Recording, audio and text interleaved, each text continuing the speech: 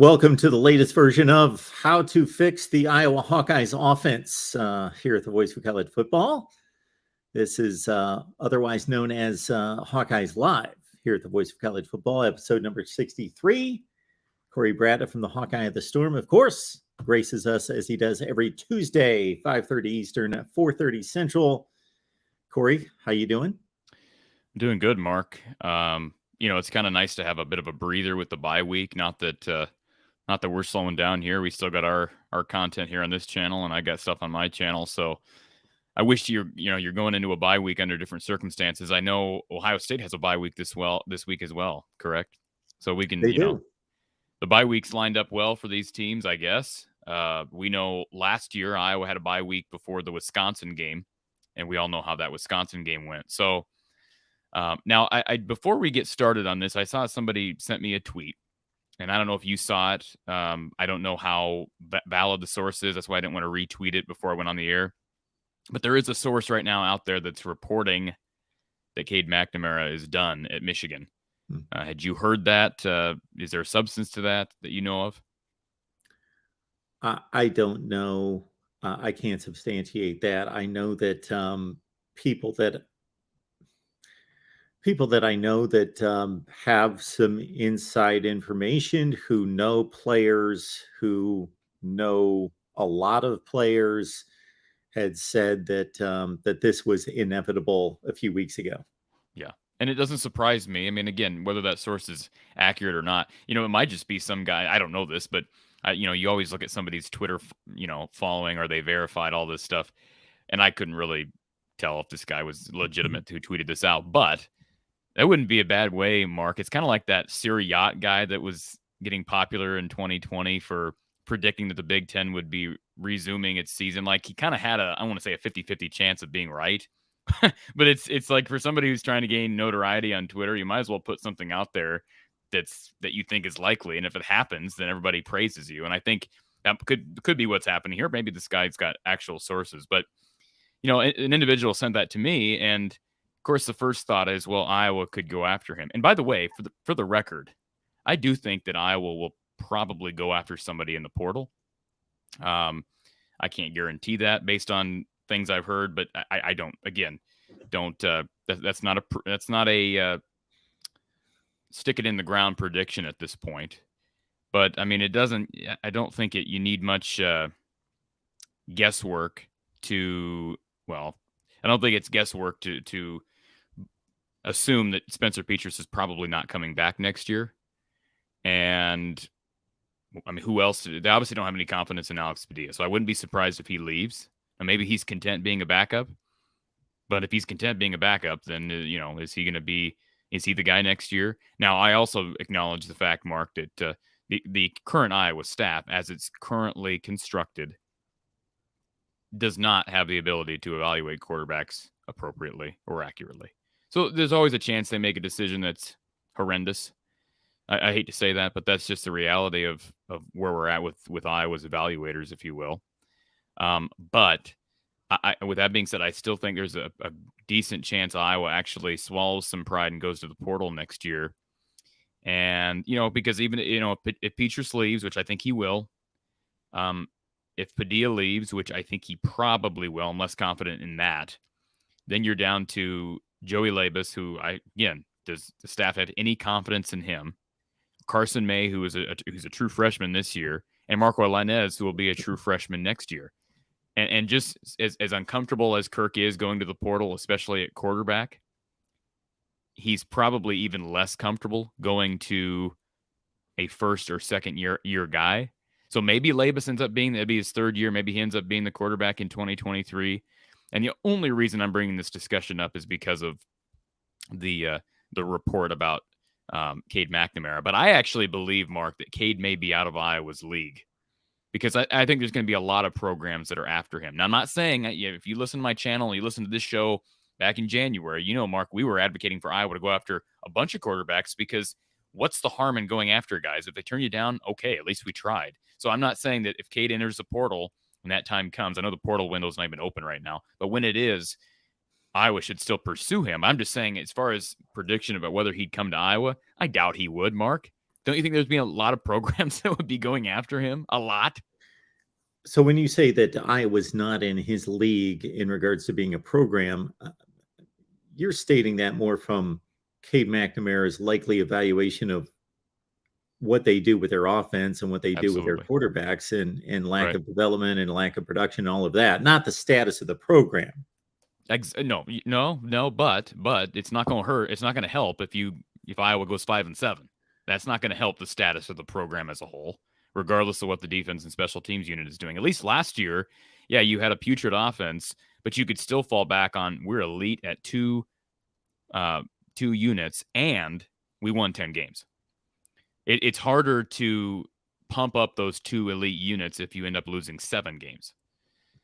So I'm not saying that will happen. Maybe Iowa will climb its way to 7-5. But my point is, people have always argued to me, Mark, well, why would any portal quarterback want to come here? And I understand that line of reasoning. That's never been valid to the point that I've tried to make and the point you've tried to make, which is Iowa needs to try. Okay. But I do think once they try, there are going to be quarterbacks. It is a fact that there are quarterbacks who will say, why would I want to play for that offense? It doesn't showcase my skills. Just like Charlie Jones realized, why would I want to play for that offense? My last year in college, let me go play for an offense that's going to actually help my draft stock. Can you imagine Charlie Jones if he was at Iowa right now? I mean, would he be helping the Iowa offense? Yeah. But would he be on anybody's draft board right now? I certainly don't think he would be remotely close to draft boards, any draft boards. And I don't know how high he is on draft boards as it currently stands, but I guarantee you he's going to have a shot, and he's probably going to be first team All Big Ten. Mark, would you agree with that? That Charlie Jones will likely be first team All Big Ten on offense? Yeah, he's having that kind of season. Now back to the ability of this program to attract a decent quarterback in the transfer portal. Yes, that would be the wise, discerning assessment of the Iowa offense in the program by any quarterback out there that's available in comparison to all these other offenses that they could possibly, take part in. However, we do see head coaches who have yet to be successful go out and lure in top level recruiting classes. So I think Iowa could leverage, if it wants to be humble about the situation and take a reset, meaning as you and everybody check out Corey's video that was posted yesterday on the state of the Iowa offense and what changes need to be made. But if Iowa reset the offense, meaning the personnel, the coaching, the personnel on the coaching staff, and showed a quarterback, we're willing to make these changes and see what we've done in these other areas of the team. We can do this in an offense, and you can be a building block. You can be the center of all of this. Yeah, and I would defer back to what Michael Penix is doing at Washington, what Adrian Martinez is doing at Kansas State. Those are two examples of guys who, I mean, were they top 5 portal quarterbacks during this last cycle? Probably not. Penix was coming off. Didn't he have 2 knee injuries, I believe, before he headed to Washington? One for sure. I think he was coming off 2 because he got hurt last year, correct? Yes. Then he was coming off 2 because I remember he was hurt. That Iowa game last year was his first game back because I remember talking about that knee injury. Okay. And he kind of played a little bit tentative in that first game against the Hawks. But my point is, boy, he's tearing things up at Washington. And I've had people interact with me on Twitter today that made excuses for Adrian Martinez. Why don't we just give the guy props? He's going to Kansas. Right now he's playing great football at Kansas State. And they want to say, well, his offensive line and blah, blah, blah. Give the guy props. And he's running for how many yards a game is he getting right now as a quarterback? It's insane what he's doing. And again, there were reports out there from credible sources that said that's the one guy Iowa did contact in the portal. But there's got to be more of an effort made in 2023. Now, I think the more relevant question, what you just brought up, Mark, is how does the narrative around the Iowa offense change with a change in as far as the offensive staff is concerned? So that brings up the question, will Brian Ferentz be the offensive coordinator in 2023? Mark, if you had to guess, I know you're not, covering the program intently, but if you had to guess at this point, will Brian Ferentz be the OC in 2023? Well, he shouldn't be. If this was any other situation across the country, then we would have a 90-some% certainty that he would not be. Well, he shouldn't even be in week 7. I mean, he should be really. He should have been. I mean, I hate to say that. Again, nothing against the Ferentz family, but I mean, heck, Rutgers fired their OC. New Mexico just fired their OC. Indiana just fired their O-line coach and run game coordinator. Yep. Nebraska fired their head coach. Wisconsin fired their head coach. So unless we're smarter than all of those schools, I'd like to think that the precedent has been set. If you're this bad, and all those, by the way, all those teams have better offenses than Iowa's. By the numbers. I'm going to say no, that he won't be the offensive coordinator in 2023, but I'm trying to devise and envision the set of circumstances that allow for a graceful fall. Yeah, for the record, I don't believe he will be either. So all the fans who are, Kirk is never going to fire his son, that's fine. I'm just telling you right now, and I agree with you that, we can go a couple different directions as far as how will this transpire. I do not believe Brian will be the offensive coordinator in 2023. Now, which is the more feasible avenue to that happening? Is it he is demoted? They fired George Barnett along that offensive line. I hope not. I know people are after Barnett right now, but this is his second year in the program. This is his second year. I think that would be unfair to George Barnett, and he would end up being the scapegoat, similar to maybe how Chris Doyle was a scapegoat for some of the issues within that program. And I hope that's not the move that's made. But that's a possibility that Brian's demoted and made the offensive line coach, and George Barnett goes bye-bye. I think another option is that Brian does find a way to a job in the NFL. That's probably the ideal scenario because it doesn't look like he's being demoted or getting fired. He's just taking a different job in pro football. And then, of course, probably the least likely scenario is that Gary Barta just says, enough is enough, you're fired. I suppose that could happen. Kirk doesn't so I know the understanding is that Kirk is the most powerful person in that program, and you and I both agree, Mark, that that's the case. But technically, I know people don't like talking about this. Technically, the rules on nepotism stipulate that Brian is his supervisor is actually Gary Barta. So Gary Barta technically has the authority to say, "Don't care what you have to say, Kirk. Brian, you're fired." I'm not saying it's going to be like a Celebrity Apprentice type thing with Donald Trump, but I'm just saying he has the authority to say you're fired. So are you telling me that there are some members of the coaching staff that report directly to Kirk, and therefore he is able to fire them, and others do not? Brian, because of the rules on staff. Yes, because of the rules on nepotism, Brian reports to Gary. That's what has been stated. Okay, correct. All right, that's what's been stated. Now, I'm sure Gary still has authority. If there's somebody in the program, like say Iowa had a tight ends coach that was doing something inappropriate, Gary would still have if Kirk for some reason refused to do something, Gary could still step in. But I'm just saying, on a technicality basis, Gary is technically Brian's supervisor. So he's ultimately the one that has to make that decision. And he's also the one who I think the more ideal scenario is that you just go to Kirk and you say, look, Kirk, we love you. All right. We are invested in you, but you have to do something here. I don't want to have to fire him, but you have to either find him a job. You have to demote him. You have to do something. He cannot be this program's offensive coordinator moving forward. Now, I don't know that he has the nerve. Is that the right word to do that? To put it lightly, the nerve to do that. But that's what needs to be done. I mean, right? I mean, somebody's got to step up to the plate here. I hope he's got the nerve to get it done and to do that, because that's his job. Yeah, well, he runs the athletic department, and this is the most important, lucrative, revenue-generating sport that he's in charge of, and there is this huge dichotomy of strengths and weaknesses that have been going on for years. And here's the person that's responsible for coordination of the weakest unit in the country that's impacting all these people. Basically, the inability and lack of production is affecting 100 people and beyond.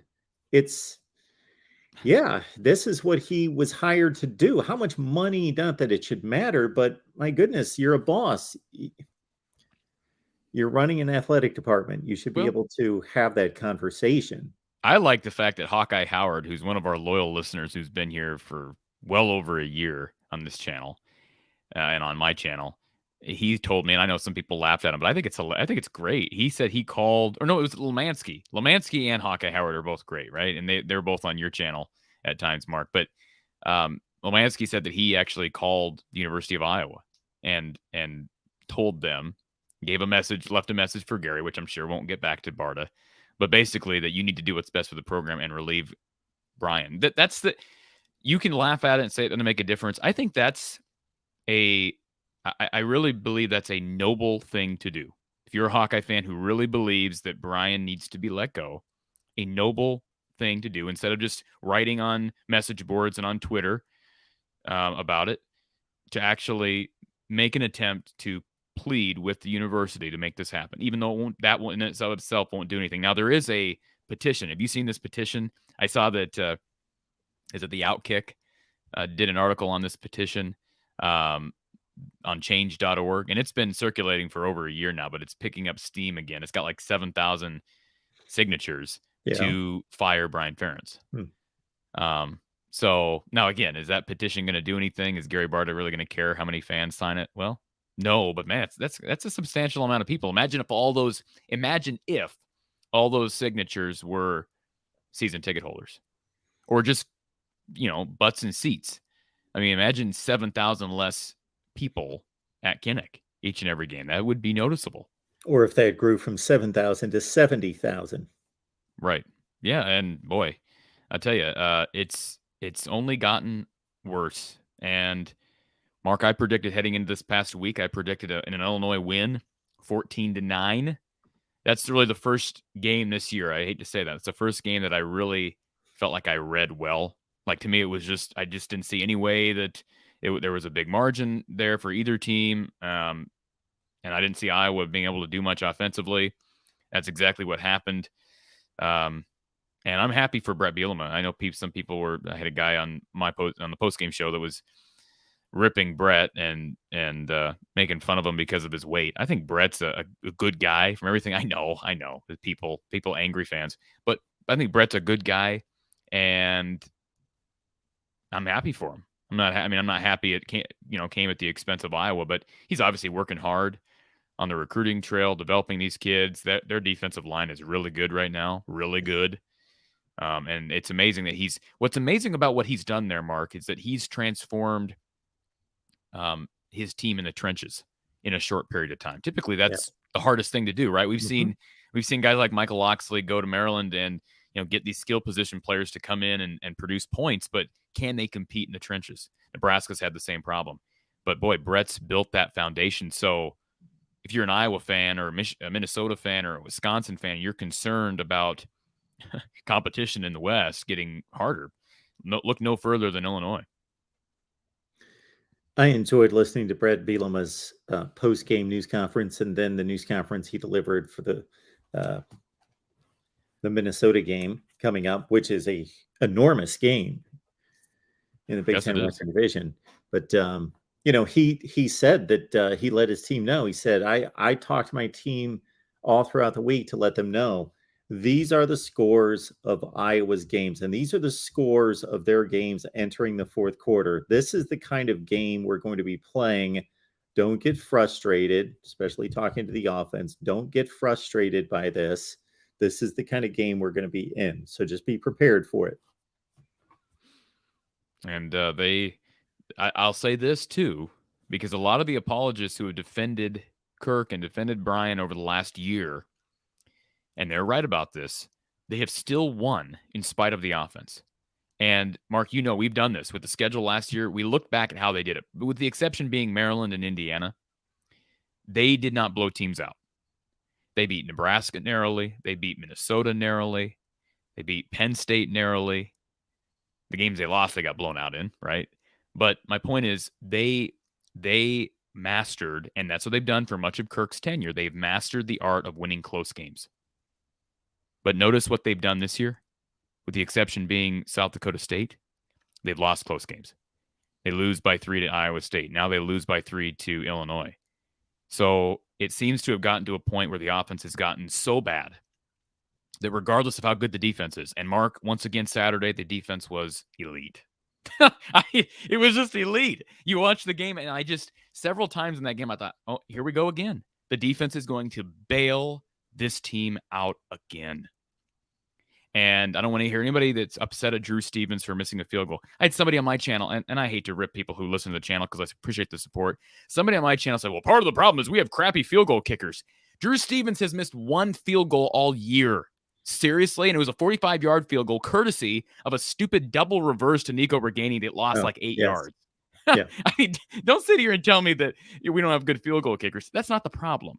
So special teams and defense have been absolutely unbelievable.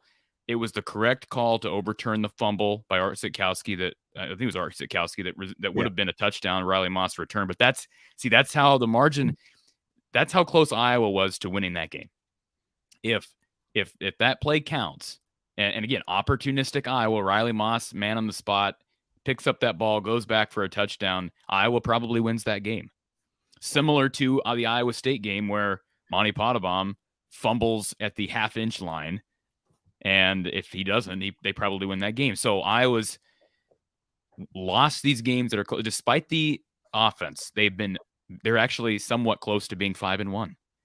But it's gotten to a point where the offense is so bad, it's almost impossible in some of these games to win these games in spite of it.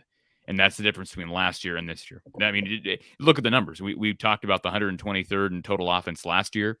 They're now 131st. By the way, they were 130th heading into the Illinois game, but Colorado State actually performed. Jay Norvell, credit to Jay Norvell, who beat his former team on Friday night, which is kind of an exciting game. I fell asleep during it, but because of that performance, they moved back ahead of Iowa. An exciting game that you fell asleep during? Well, it was a late game, and you stay up for those late games. You're in Eastern time zone. I stay up all the time, but I did not see anything but the final kick. That's the only part of that game that I saw. I might have been on. I must have been on. Yeah, I was here. Was that Friday night? Yes, it was. Yeah, I must have been here. FS1. And then somebody alerted me to the game, and I got done, and I flipped it on, and they called a zillion timeouts to ice the kicker and one of those deals, and then he made it. Yeah, that was the grudge match. I kind of felt bad for Nevada because, as much as you may like Jay Norvell for being a Hawkeye, he kind of did them dirty in the offseason. We talked about that with our Nevada guy, Duke Rittenhouse, and I kind of felt bad for the Nevada program to have lost that game at home. Yeah. Another tremendous performance by the Iowa defense. Now, Illinois is no juggernaut on offense, but they will be scoring much more than 9 points on other Big Ten opponents, as they already have. So,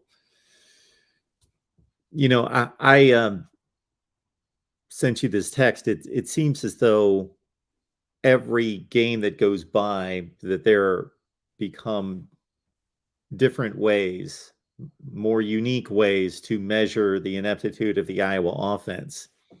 And so it hit me at some point on Saturday or Sunday.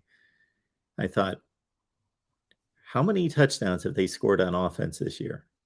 How many touchdowns has Ohio State scored on offense this year? Can anybody in the chat just take a guess on the disparity between how many touchdowns the Ohio State offense has scored this year and the Iowa offense? This just completely blew me away. And you even sent me the stat that, I don't remember the exact numbers, but you even sent me the stat of how many touchdowns Marvin Harrison Jr. has scored. Yeah. In comparison to how many touchdowns Iowa's scored as a team, offensive touchdowns.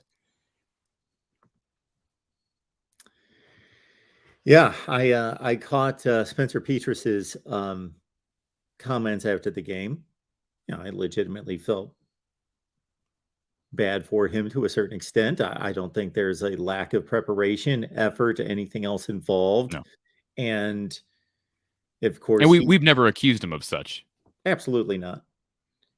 And he's so invested in it, of course, and sees every minute little detail at practice. I think he's truly being honest when he says we're progressing, but Yeah, it doesn't. it's not measurable in a significant way. It's not measurable. And then when he was pressed a little bit, then he had to admit, yeah, it's not happening fast enough. Yeah, and he wasn't.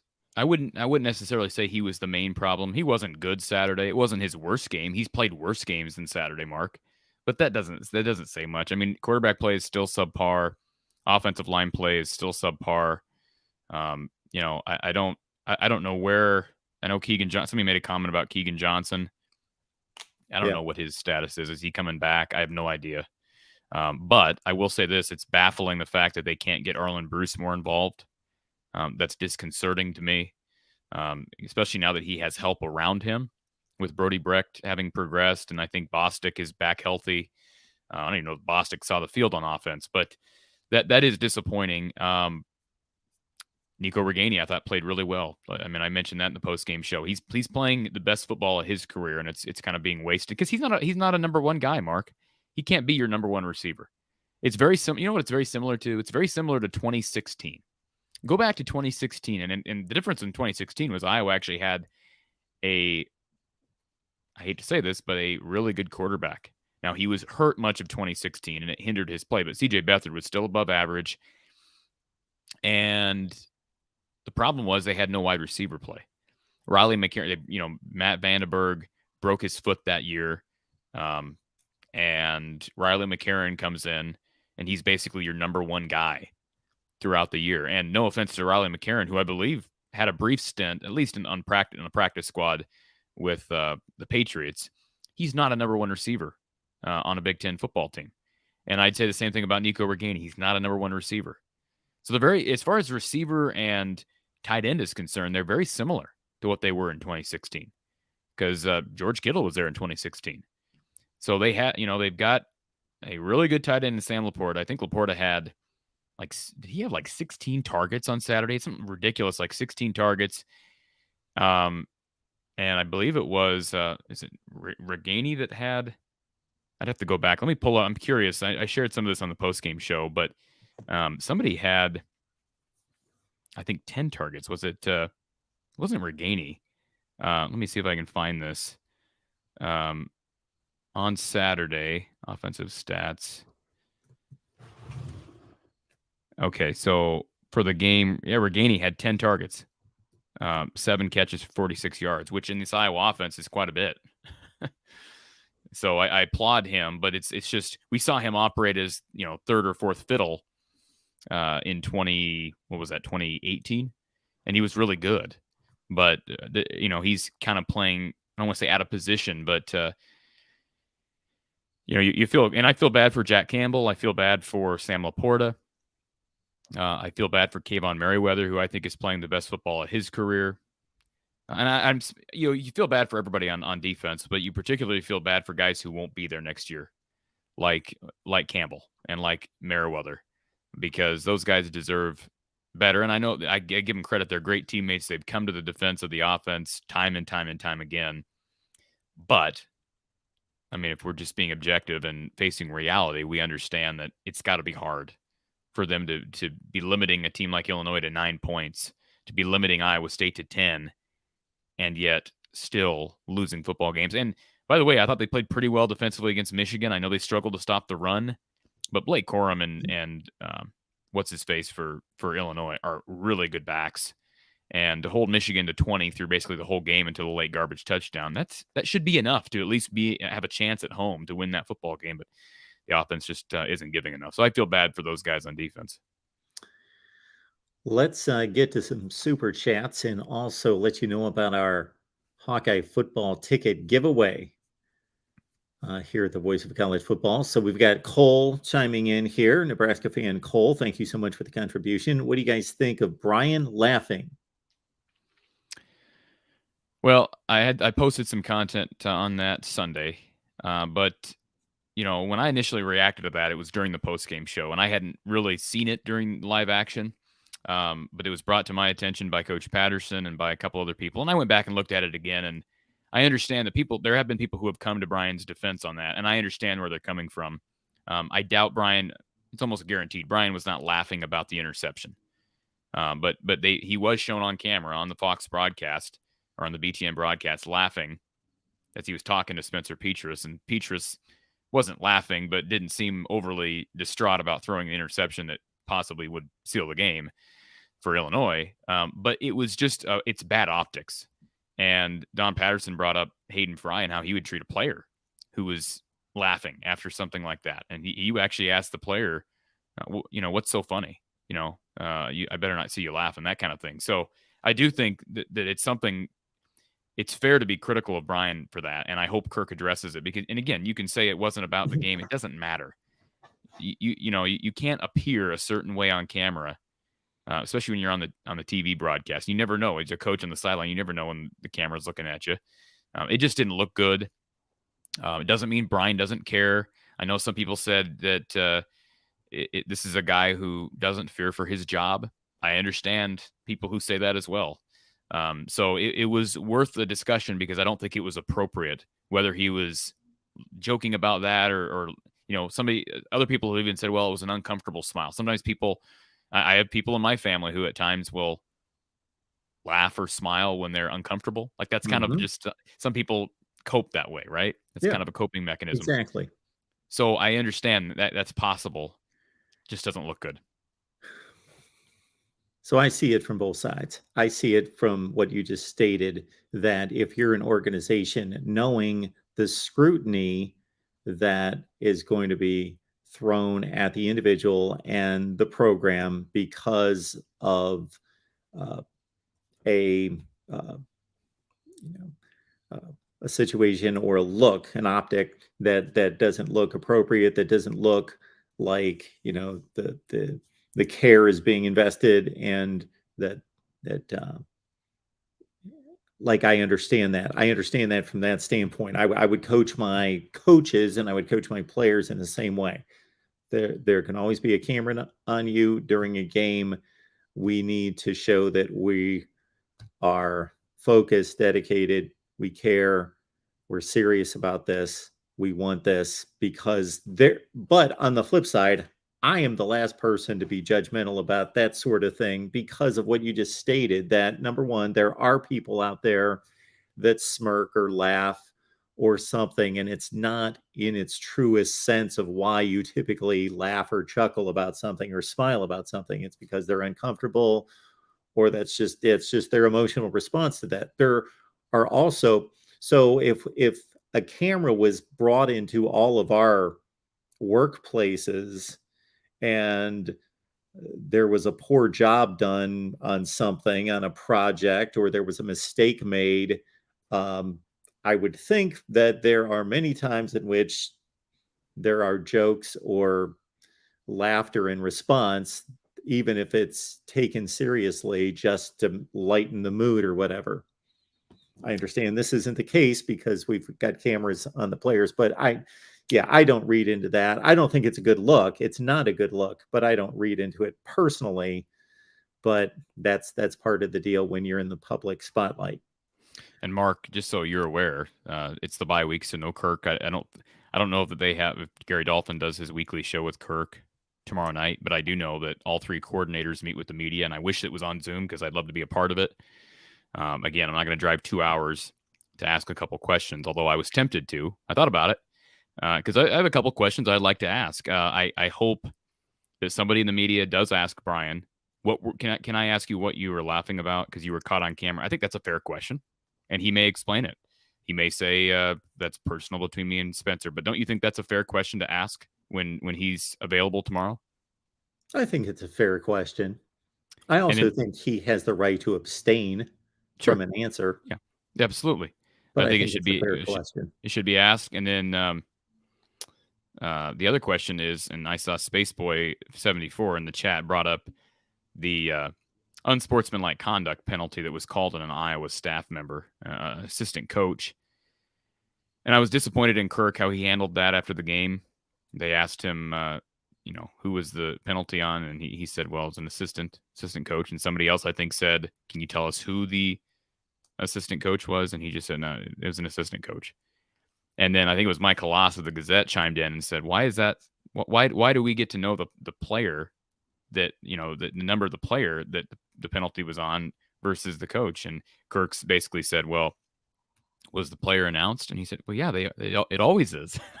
It's always announced. You hear the number. Why can't we know? And he said, it's on the game film. It's on the tape. No, it's not. It's on. I'm sure it's on the actual coaching game film, right? Sure. But it's not on the TV film. So it appears like Kirk was once again protecting Brian. That's what it appears, because if it was, somebody asked if it was Brian and he didn't answer. So if it wasn't Brian, the logical thing would be, no, it wasn't Brian, but I'm not getting into it. And that'd be the logical thing if it wasn't Brian. So that tells you that it probably was Brian. So that would be another question to ask Brian. Was the unsportsmanlike conduct penalty called on you? Yes or no?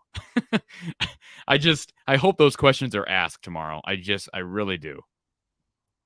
And I don't often get on the media for asking questions, but those are two things I think should be asked. Brian, thank you for the Super Chat contribution. We had addressed the Cade McNamara situation, in which it is rumored and has been reported, actually, that he will transfer. Thank you for that. We want to remind everyone that our Hawkeyes live show here on Tuesday is brought to you by Gene Arthur Associates. You can grab the link in the description section of all the videos here at the Voice of College Football, Iowa. And that leads you right there to their website, where you can get an instant quote. Now, completely unrelated to that, although this is brought to you by Gene Arthur Associates and us here at the Voice of College Football, we've got an Iowa-Nebraska football ticket giveaway. No purchase required. You don't have to get any type of insurance quote or anything. No purchase required. Iowa-Nebraska football ticket giveaway. 2 tickets we're giving away to the Hawkeyes and the Huskers, of course, on that final weekend of the season. So you go to Gene Arthur Associates on Facebook and Instagram. I'm going to leave the link in the chat. Follow it there, and just follow them on Facebook and Instagram. Like and tag a friend, and you will be automatically entered into the giveaway for Iowa-Nebraska tickets. How about that? Awesome giveaway. Anybody doesn't do that, I don't know what you're thinking. Maybe you're a Nebraska fan. I know we got Cole in the chat. Maybe you're a Nebraska fan. You can. It's open to both Iowa and Nebraska fans, right, Mark? Absolutely. So appreciate Gene Arthur Associates for making that possible. Mark, I just want to ask you, how did you feel when Kirk? I know you listened to Kirk. How did you feel when Kirk made the comment that about a potential coaching change during the bye week? He responded to David Eichel, to 247 Sports, and said, I don't know if you're aware, but we won 10 games last year. How do you feel about that response? I did not hear that directly, but it's easy for me to respond. Again, this is just the default go-to answer that covers all ills, is that the team won 10 games last year. And it's completely ridiculous to not address obvious issues with certain parts of the team and how those could be dealt with by just saying, because we won 10 games last year, then that covers all wrongs. Now, next year, let's say they go 5-7 this year. And then they get off to a good start and they're having a good season midway through next season. Can a reporter bring up issues from this season next year and say, this happened, and this happened last year? Continually going back to the 10-win season. And Mark, that wasn't even what bothered me. It wasn't even the fact that he brought up a different season. It was the fact that the season he brought up, that should not be reason not to fire an offensive coach. They were 123rd in total offense in 2021. Why are we, again, that shows an inability on Kirk's part, or a refusal to evaluate each unit of football exclusively, individually. To say, well, we won 10 games last year. Why would we consider firing our offensive coordinator? That doesn't make any sense, right, Mark? You were putrid in offense last year, just like you're putrid this year. Well, now you're actually You're actually more putrid, right? You're extra putrid. That bothered me, and it was a bit. I love Kirk. I've said that a million times. I thought it was condescending to say to an Iowa reporter, "I'm not sure you're aware." That's condescending to say to a guy who covers the sport, regardless of how you feel about David Eicholt of 247 Sports. That's condescending. Sure, So I was everyone in the disappointed on that room one. knows that they were 10-4 last year. Exactly. I'm sure everyone in the room knows what the record was last year. And again, just to extend on your point, anyone who owns a business or runs an operation or is responsible for a particular unit, group, division within an organization, you evaluate each segment of that group or that organization separately. You don't just say, oh, we're making money, we're okay. Our business made some money last year, so everything's fine, everyone's okay. Even when you genuinely know, and it's obvious to everyone, this person's a standout, they're amazing, this unit's killing it, this is horrible, and this is dragging down what we could be. And you just ignore it and say, well, everybody's getting a paycheck and everybody's making money, so we're good. And we've been on that for a long time, but just the fact that he said that, he verbalized it Saturday, and I understand. Look, there have been times with Fran McCaffrey that I have been, I think, fairly critical of Fran McCaffrey, and other people have criticized him because Fran will sometimes get a little bit,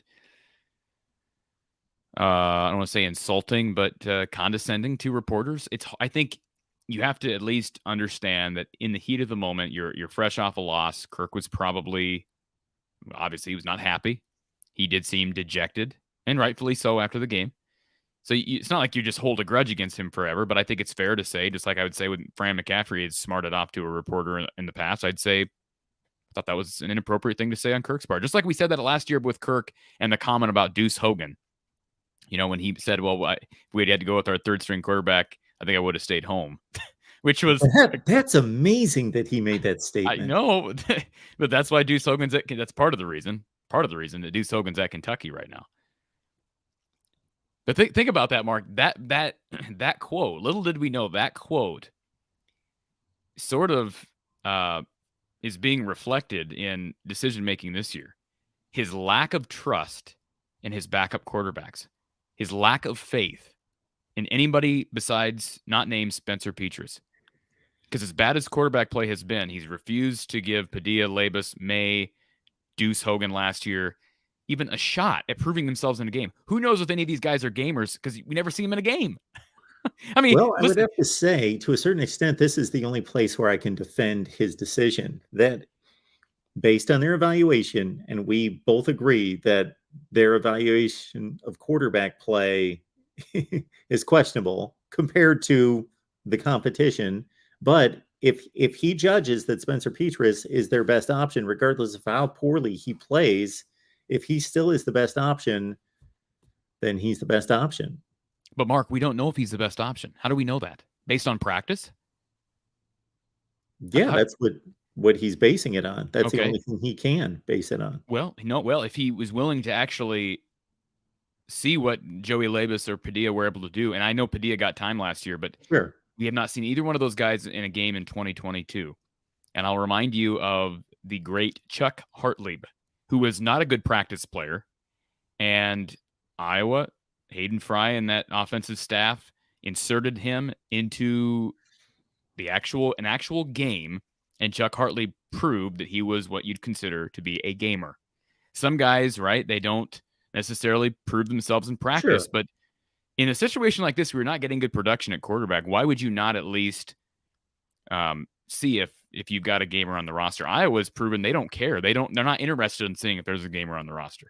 Well, at quarterback. I will somewhat agree with you, but I'll also condition it this way. Again, to underline my previous point, let's say you were the talent evaluator of your football team, and you clearly thought practice after practice after practice after practice, and now 2.5 years of starting, that Spencer Petras was your best quarterback, and you really had no other alternative on the roster, which is a pretty sad thing to say. So that falls back on Kirk Ferentz as well, that there's no viable option if there's not, because you can go to any good program in the country and their backup quarterback can step in and win games. So that aside, he's done a poor job, seemingly, of building that quarterback room, number one. Number two, let's say Petrus is better. In his evaluation, far better. It's not even close.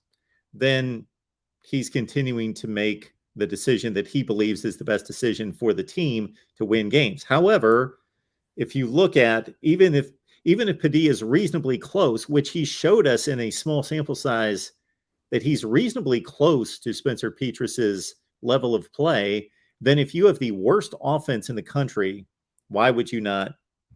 Right. What do we have to lose on? That's my point. What do we have to lose on offense right now? Well, nothing on offense. You have games to lose, and they're losing them, and they are losing them. But they have been this close to winning, and they'll be that close with Alex Padilla at quarterback. Probably. I listen, and until I see it otherwise, and who knows? I mean, if Joey Labus is, what is that telling you about? You just implied that too. What is that telling you about Iowa's ability to, if Petrus is the best guy, then man, wow, the lack of development and the lack of recruiting, probably more development than recruiting, right? Because Petrus was at one time a 4-star recruit. I mean, it's not like these guys were 0-star recruits. There is such a thing as developing quarterbacks, and it does not occur at Iowa. But I mean, and the other thing is too, what is that? How do you think Joey Labus and I'm not trying to transition to a rip session of Spencer, because like I say, I thought Spencer played one of his better games Saturday. It still wasn't good, but it was one of his better games. Mark, see, you watch every play of every game. See, yes. I don't, and I watched probably 3/4 of that game, and I was like, "Whoa, he's missing some throws, man." I know, I'm aware, but my point: did you watch the South Dakota State game? My point is, let's just acknowledge the fact that with Kirk's refusal to at least insert Labus or Padilla into a series. Like even just a series. Doesn't have to be a game, a half, a quarter, a drive. No, a series. He hasn't even been willing to do that. What does that do for the psyches of your other two quarterbacks? Not counting May because he's a true freshman. What does that do to the psyches of Labus and Padilla? I mean, similar to point. It probably makes him feel very similar to how Deuce Hogan felt when he went the entire year last year and the year prior working his tail off in practice. And then in the last game of the regular season, his coach rips him. All right, whether you want to say it was inadvertent and he didn't mean what he said or it came out wrong. How do you think Deuce Hogan felt in that moment? Well, we know how he felt because he got up and left. Assuming that Alex Padilla and Joey Labus are people with feelings like all of us, I would think that the situation right now has got to be very discouraging to those guys to have not even given them the time of day. And we talked about it last year, Mark. Remember when Alex Padilla came in against Northwestern and Illinois and Minnesota and Nebraska, and Kirk repeatedly made it clear that this is because Spencer Petrus is hurt. He wanted to make that clear. We're not making a quarterback change. Spencer's still banged up. He always brought up Spencer's injuries throughout that time when Padilla was in the game. So no vote of confidence for the backup. That's another disappointing part of how this offense and this coaching staff manages its quarterback room, because you're not inspiring confidence in those guys at all. And frankly, you're not even pushing Spencer. And you can say, well, you don't want a quarterback looking over his shoulder. He's been the starter for 2.5 years. He's not looking over his shoulder. If he's not playing well, then you say, Spencer, we're going to go with Alex, or we're going to go with Joey for this series, and we'll see if they can give us some electricity, give us a jolt. And if not, you better be ready, because we're going to, you've been our starter and we're going to call on you. I mean, heck, there's some programs, we saw Purdue do it against Iowa last year, that actually deploys 2 or 3 quarterbacks in a game. I mean, Michigan's done it, right? They did it last year with Cade and JJ.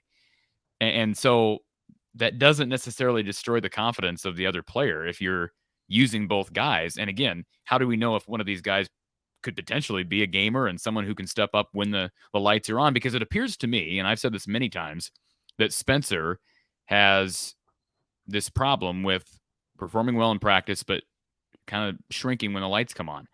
And I hate to see that. And I felt like you, Mark, when he's talking post game after the Illinois game, you feel like, well, I wish this kid could succeed. You do wish that, but how long are we going to wait?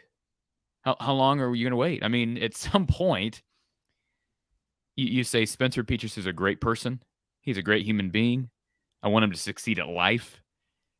He will succeed at life because I think he's a good person, because I think he's a smart person. But he may not be the guy, the leader of this football game or football team. And if he is the best guy, then that's an indictment on the coaching staff. But we'll never really know, and the coaches will never really know, regardless of their evaluation and practice, unless we get a look at these guys in a game. It's ironic that the rest of college football is going to the nth degree on the other end of the spectrum in terms of being knee-jerk, reactionary when it comes to quarterback and coaches' decisions, and maybe pulling the plug a little bit soon on in some instances. In Iowa, when a quarterback has been the guy for 2.5 seasons and has that many starts under his belt, and the backup Padilla, I know he didn't play well when he got in there, but the level of play wasn't that markedly worse than Spencer Petras. I think it was in the same ballpark. It was in the same range, and he gives the offense that element of being able to take off and run when it's there. And for an offense that's struggling, to have a quarterback that can 3 or 4 times a game at least see an opening in the pass rush in the lane and be able to take off and get 8 yards or 12 yards or 14 yards to continue a drive, that's huge. Let me give you Iowa's Iowa's scoring. All right. And this includes defensive scores. I don't have time to go back and figure that out, but let me give you their scores in 2021, ever since the Penn State game. All right. So ever since they beat Penn State and this slide has begun, because it really does go back to that game. Let me give you their scoring outputs with Spencer Petras at the helm. 7, 7, 3, 17, 7, 7, 27, 27, 14, 6. Now let me give you, and this is just the facts. Let me give you the numbers when Alex Padilla was starting. He basically started. I know Petras started the Northwestern game, but I think Padilla came in the first quarter. 17 against Northwestern, 27 against Minnesota, 33 against Illinois. And the Nebraska game is hard. They scored 28. They had half the game with Padilla, half the game with Petras. Neither guy was very good. So I guess we won't give that credit to that, either guy for that game. But I'm just saying, Mark, you say, well, he maybe wasn't as good as Spencer. It was close. Those numbers actually would suggest that maybe he was better. And I don't care, you can look at his completion percentage. It's lower. He had a lot of drops during that time period. You'll recall there were a lot of drops on very catchable balls from guys like Nico Reganey, guys like Tyrone Tracy, Keegan Johnson. I mean, I don't know how you deny the fact. And remember, I know the Illinois defense was not nearly as good last year, but 33 points against the Illini last year. They scored 6 against this Illini team 3 days ago. So I'll never understand that. I'm not saying that quarterback is the only problem. It's not. And I saw a comment in the chat. You'll get to the super chat here in a few minutes, but somebody asked the question, why does it matter if the coaching is bad? Well, this is the same for the most part. I know the quarterback coach is different. There's a different tight ends coach. You got a different line coach, but Brian Ferentz was the OC and Kirk Ferentz was the head coach when Nate Stanley was here, Mark. And the offense was better. I'm not saying it was good, but it was better because they had good quarterback play. So it is possible that an individual, despite maybe shortcomings in coaching, that a guy like Nate Stanley, or maybe it's a guy like Joey Labus or a guy like Alex Padilla can help. Doesn't mean you're going to completely overcome and become elite, but help a sputtering offense and a quarterback room that's underperforming.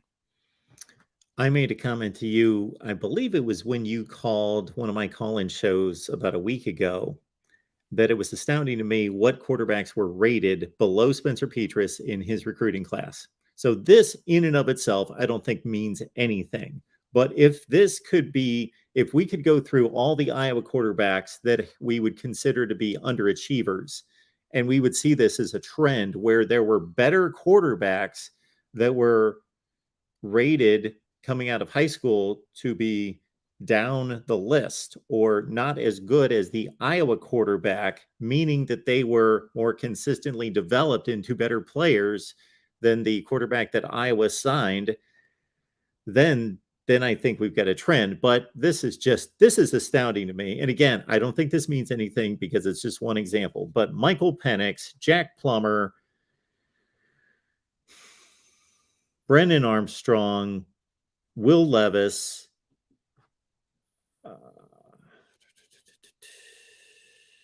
where are we? Sam Hartman, Brock Purdy, Jordan Travis, Zach Wilson,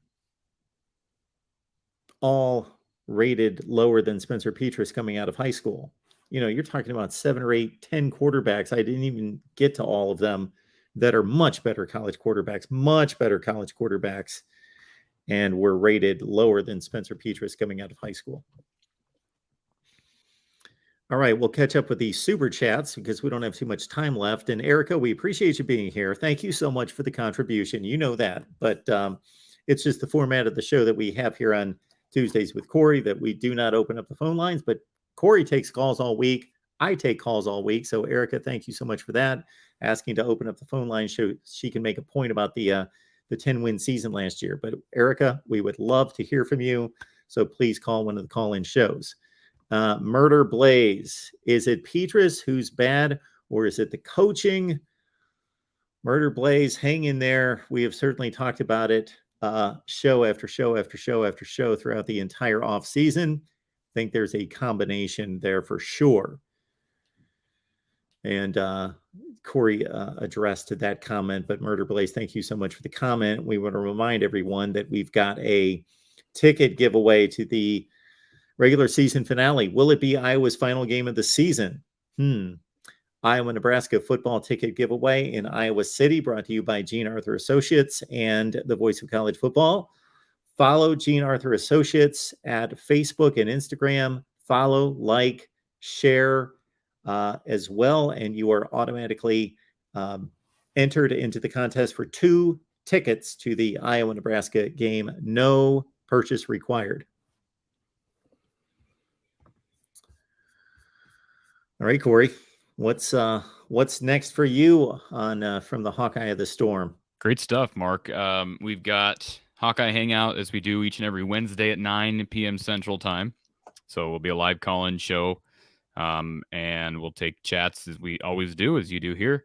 But we've also got coming up plenty of men's basketball content. If you caught that today up in Minneapolis was part 1 of Big Ten Media Days for men's and women's hoops. So it will be good to dive back into basketball. I've got an exciting announcement to make here in the coming days. It'll be dropping this week. And yeah, just great stuff. I mean, we're going to have some good interviews, some good conversations, and got a podcast here dropping soon. So, and of course, the post-game show each and every Saturday right here and over at my channel, simulcast on both channels. And I saw somebody ask if I was, or make a comment that I've given up on the season. I haven't given up on the season, Mark. I mean, I think like a lot of people, they're kind of disconcerted and discouraged, but we're going to be here. I mean, Mark, we took over 3 hours during our show again on Saturday, and Don was with us like the whole time. What is that? How does that make you feel, Mark, to know that we were on there for over 3 hours recapping a 6-9 loss? Well, I know that you get a tremendous response, and Iowa fans have certainly responded to your content. And so that's phenomenal. That is phenomenal. I'm fortunate to where I can pick and choose who I'm going to talk about and what games I'm going to watch and focus on. So, like I Lemansky, appreciate you being here as always. Check out Alex Kirshner's article on offense. Sad to see us ridiculed. Who's Alex Kirshner? I have no idea. I'll look it up, Lemansky. Appreciate that. And for us, we will be talking Nebraska football on our Huskers Live show here in just about 25 to 30 minutes, 7 p.m. Eastern time over on the Nebraska channel, with the Huskers now 2-1 in the Big Ten. Of course, they've played pretty much the 3 worst teams in the conference, but still 2-1 for the Huskers with a lot of tough games to play, starting with Purdue coming up. And then I will have a call-in show coming up tonight at 8:30 Eastern, defending my top 25 that actually makes sense. And also we're going to be handing out mid-season report card grades. So join the call-in show and give us your report card on whatever aspect of your team or college football you would like to target. And join us there. I've also released Big Ten power rankings. Check those out. Where do you think Iowa stands? 1 through 14. So Big Ten power rankings. I have to admit, I haven't watched that yet, Mark, but you piqued my interest, so I will be perusing that later on. Appreciate everybody being here at the Voice of College Football. Once again, Corey and Coach Don Patterson after the Hawkeyes game each and every week. Of course, this is a bye week, so you can catch Corey tomorrow night on his channel. And we'll be back here next Tuesday, 4:30 Central. Bring a friend. We'll see you then. In the meantime, Gene Arthur Associates on Facebook and Instagram. You can win Iowa-Nebraska tickets, 2 of them, no purchase required. We'll see you next Tuesday.